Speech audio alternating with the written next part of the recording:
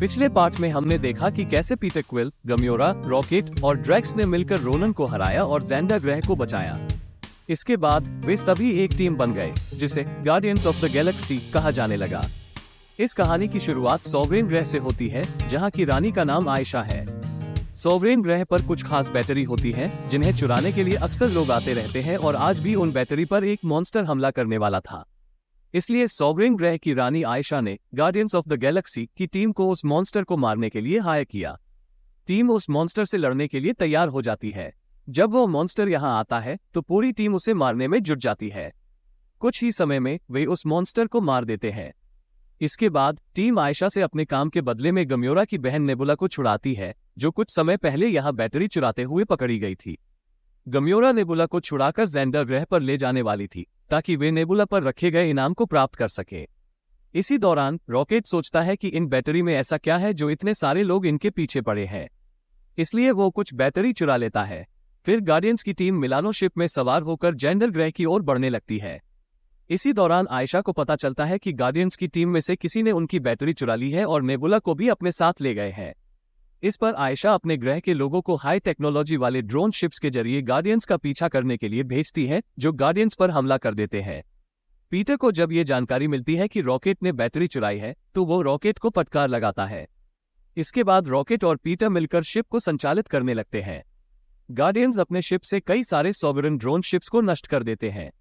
जब sovereign ships उन पर हावी होने लगती है, तो ड्रैक्स उनसे लड़ने के लिए शिप से बाहर निकल जाता है। ड्रैक्स एक शिप को नष्ट कर देता है, लेकिन फिर सॉवरेन शिप्स उन्हें चारों ओर से घेर लेती हैं और हमला कर देती है। इसी समय एक आदमी अपनी शिप के साथ आता है और सभी सॉवरेन शिप्स को नष्ट कर देता है।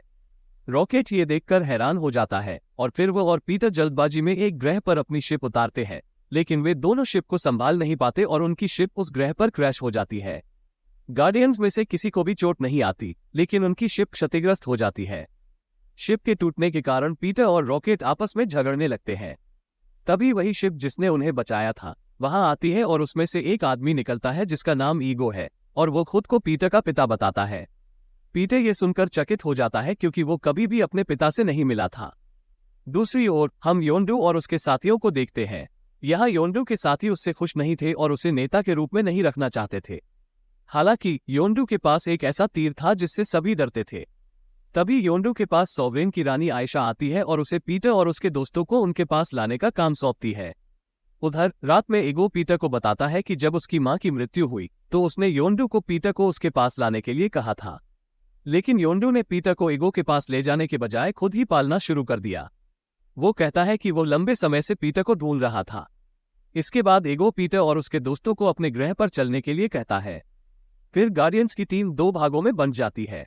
पीटर, गम्योरा और ड्रैक्स ईगो और मेंटिस के साथ उसके ग्रह पर चले जाते हैं, जबकि रॉकेट, ग्रूट और नेबुला अपने स्पेसशिप को ठीक करने के लिए वहीं रुक जाते हैं। स्पेसशिप में पीटर और ड्रैक्स मेंटिस से पूछते हैं कि उसके एंटेना किस काम आते हैं। मेंटिस बताती है कि उसके एंटेना लोगों के भावनाओं को समझने में मदद करते हैं। इनकी सहायता से वो लोगों को छूकर उनके इमोशंस का पता लगा सकती है, उन्हें बदल सकती है और चाहे तो किसी को भी छूकर बेहोश कर सकती है। वो ड्रैक्स को छूकर सुला भी देती है। दूसरी ओर रॉकेट अपनी स्पेसशिप की मरम्मत कर रहा होता है, लेकिन तभी योंडू अपने साथियों के साथ आकर उन्हें पकड़ने की कोशिश करता है। रॉकेट ने जंगल में पहले से ही हथियार छिपा रखे होते हैं और वो कई लोगों को हरा देता है, लेकिन योंडू अपने तीर के साथ आता है और रॉकेट को सरेंडर करना पड़ता है। स्पेसशिप के अंदर नेबुला कैद होती है, लेकिन वो ग्रूट से कहती है कि रॉकेट खतरे में है और उसे आजाद करने के लिए कहती है। ग्रूट नेबुला की बातों में आकर उसे आजाद कर देता है। वही योंडू निर्णय लेता है कि वो बैटरीज को लेकर पीटर और उसके दोस्तों को छोड़ देगा। इसे सुनकर योंडू का एक साथी, जिसका नाम ट्रेगलिन है, योंडू से कहता है कि पीटर चाहे कुछ भी करे, आप उसे हमेशा छोड़ देते हैं। इसे सुनकर योंडू के अन्य साथी भी उसके खिलाफ हो जाते हैं और तभी नेबुला वहां आकर योंडू के मुख्यालय को नष्ट कर देती है, जिससे योंडू अपने तीर को नियंत्रित नहीं कर पाता और कमजोर पड़ जाता है। इसलिए योंडू के साथी उसे नेता की पोस्ट से हटा देते हैं और वे रॉकेट और योंडू को पकड़ लेते हैं। दूसरी ओर पीटर अपने साथियों और अपने पिता ईगो और मेंटिस के साथ उनके ग्रह पर पहुंच जाता है, जो बहुत ही खूबसूरत होता है। ये सब देखकर गम्योरा ईगो से पूछती है कि आपके पास अपना ग्रह है, आपने इतने सारे सॉवरेन जहाजों को एक झटके में कैसे नष्ट कर दिया, आखिर आप कौन है? ईगो बताता है कि वो एक सेलेस्टियल है, यानी कि उसके पास एक छोटे देवता जितनी शक्ति है। वो कहता है कि उसे नहीं पता कि वो यहाँ कैसे आया, लेकिन समय के साथ उसने अपनी शक्ति को नियंत्रित करना सीख लिया। ईगो ने बताया कि उसने पूरे ब्रह्मांड में जीवन की खोज की और अंत में उसे जीवन मिल भी गया। फिर वो पीटर की माँ से मिला और उनसे प्यार करने लगा। पीटर ने पूछा कि अगर वो उसकी माँ से प्यार करते थे तो उन्हें छोड़कर क्यों गए। ईगो इसका उत्तर नहीं देता। दूसरी ओर हम योंडू के साथियों को देखते हैं जो योंडू के साथियों को मार देते हैं और रॉकेट और योंडू को कैद कर लेते हैं। इसके बाद तेजरफेस उनका नया नेता बनता है। नेबुला भी वहां होती है और कहती है कि सॉवरेन की रानी ने जो इनाम रखा है उसका एक हिस्सा उसे भी चाहिए। इसके बाद नेबुला एक मैकेनिकल हाथ और एक शिप लेकर गम्योरा को मारने के लिए निकलती है। नेबुला ने बताया कि जब वो और गम्योरा छोटी थी तो थानोस उनके बीच लड़ाई करवाता था और गम्योरा हमेशा जीत जाती थी। जब भी नेबुला हारती, थानोस उसके मानवीय हिस्सों को निकालकर मशीन लगा देता था, जिससे नेबुला को काफी दर्द होता था। नेबुला हर बार हारती गई और वो ऐसी बन गई। इसी वजह से नेबुला अब गम्योरा और थानोस दोनों को मारना चाहती है। नेबुला वहां से चली जाती है। वहीं ईगो के ग्रह पर पीटर ईगो से पूछता है कि उसकी मां ब्रेन ट्यूमर से क्यों मर गई और आप दोबारा क्यों नहीं आए। ईगो जवाब देता है कि अगर वो अपने ग्रह पर वापस नहीं आता तो उसके ग्रह की दिव्य ज्योति खत्म हो जाती। पीटर अभी भी ईगो को अपने पिता के रूप में स्वीकार नहीं कर पा रहा था, लेकिन ईगो पीटर को अपनी बातों में फंसा लेता है और उसे अपनी अंदर की शक्ति दिखाता है। पीटर के हाथों से ऊर्जा निकलने लगती है और वो उस ऊर्जा को नियंत्रित करके खेलने लगता है। इसी बीच मेंटिस ड्रैक्स से बात कर रही होती है। मेंटिस बहुत डरी हुई होती है और वो ड्रैक्स को कुछ बताने वाली थी, लेकिन गम्योरा के आ जाने पर वो चुप हो जाती है। गम्योरा मेंटिस से पूछती है कि वो ड्रैक्स को क्या बताने वाली थी, लेकिन मेंटिस कहती है अब कुछ भी नहीं और बात को टाल देती है, जिससे गम्योरा को शक हो जाता है। दूसरी ओर तेजरफेस रॉकेट और योंडू को जेल में कैद कर देता है। यहाँ योंडू रॉकेट से पूछता है कि पीटर कहाँ है। रॉकेट योंडू को बताता है कि पीटर अपने पिता ईगो के साथ है। इसी समय तेजरफेस के गुर्गे ग्रूट को परेशान करते हैं। दुखी ग्रूट योंडू और रॉकेट के सामने से गुजरता है। योंडू ग्रूट से कहता है कि उसे तेजरफेस के कमरे में जाकर एक दराज से लाल रंग का हेलमेट लाना है। ग्रूट इस काम के लिए राजी हो जाता है, लेकिन वो कई बार गलत चीजें लाता है। आखिरकार ग्रूट सही दराज तक पहुंचता है, लेकिन फिर भी गलत चीज उठा लेता है। तभी क्वेगलिन आता है और सही हेलमेट लाकर योंडू को देता है, ये कहते हुए कि वह ये सब नहीं चाहता था और वो योंडू के प्रति वफादार है। इसके बाद योंडू अपना हेलमेट पहनता है और तीर की मदद से जहाज पर मौजूद सभी लोगों को मारने लगता है। ग्रूट भी उन लोगों से बदला लेता है जिन्होंने उसे परेशान किया था।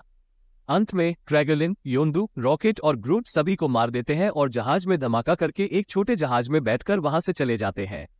यहाँ तेजरफेस मरने से पहले सॉवरेन सैनिकों को योंडू की लोकेशन भेज देता है। इसके बाद जहाज में विस्फोट होता है और जहाज नष्ट हो जाता है। रॉकेट योंडू के साथ ईगो के ग्रह पर जाने लगता है।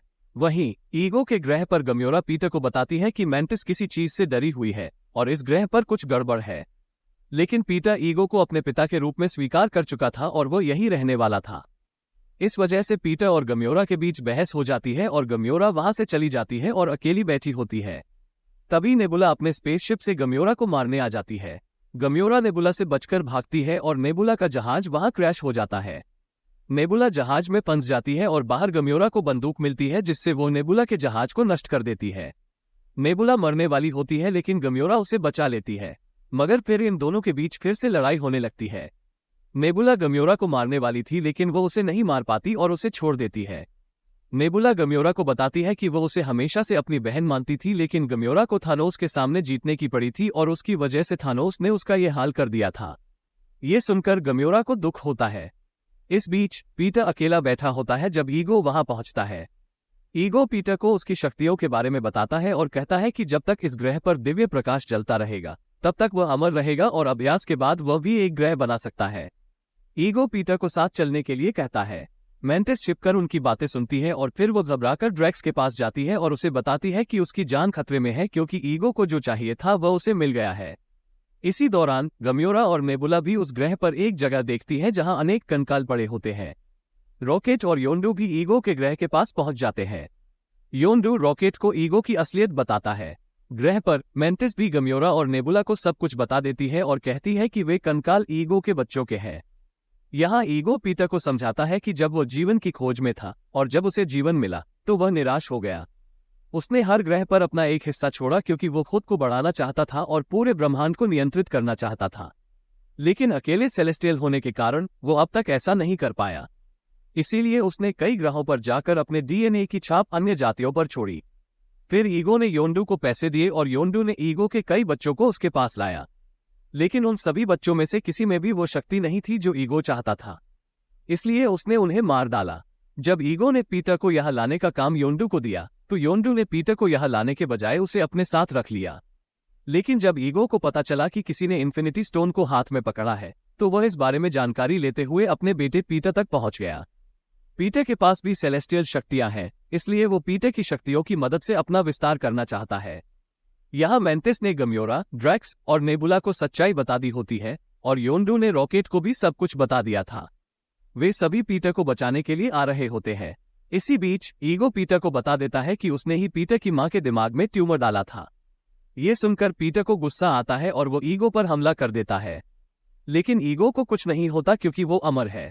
ईगो पीटर पर हमला करता है और उसकी शक्तियों का उपयोग करने लगता है। इसी समय दूसरे ग्रह पर लगे पौधे फैलने लगते हैं। तभी रॉकेट और योंडू अपने जहाज के साथ आ जाते हैं और ईगो पर हमला कर देते हैं। पीटर आजाद हो जाता है। दूसरे ग्रह पर वो अजीब चीज फैलना बंद हो जाती है और गम्योरा पीटर को बचाती है और उन्हें योंडू के जहाज में ले आती है। मेंटिस सबको बताती है कि ईगो अभी मरा नहीं है।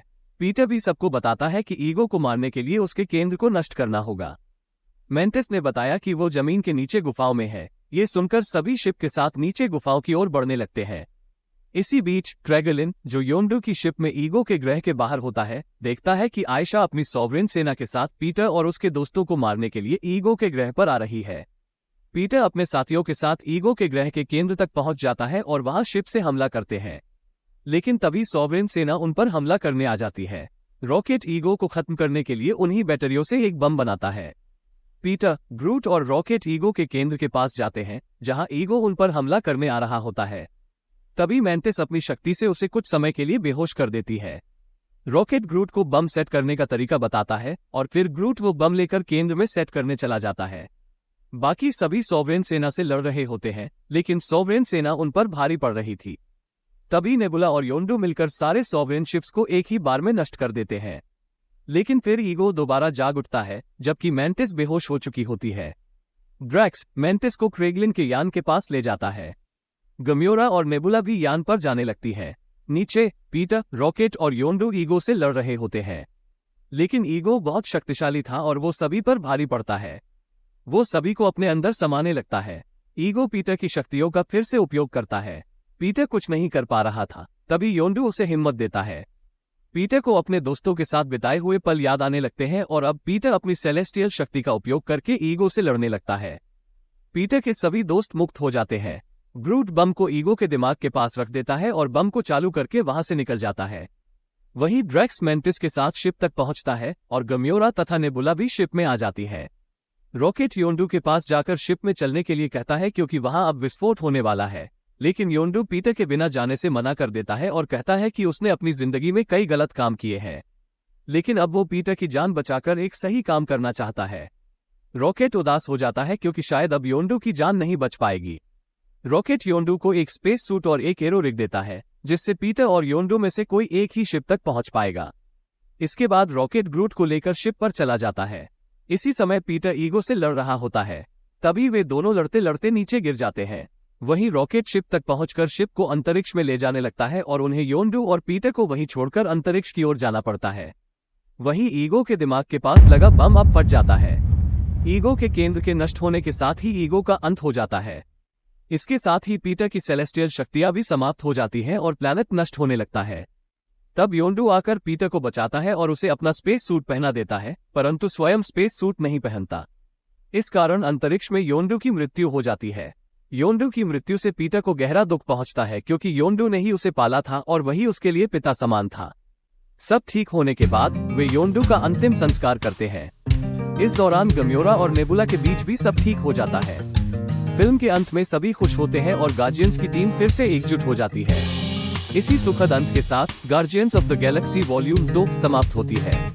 आशा है आपको ये कहानी पसंद आई होगी। अगर वीडियो अच्छी लगी हो तो लाइक करना न भूलें और अगर आप चैनल पर नए हैं तो कृपया सब्सक्राइब करें।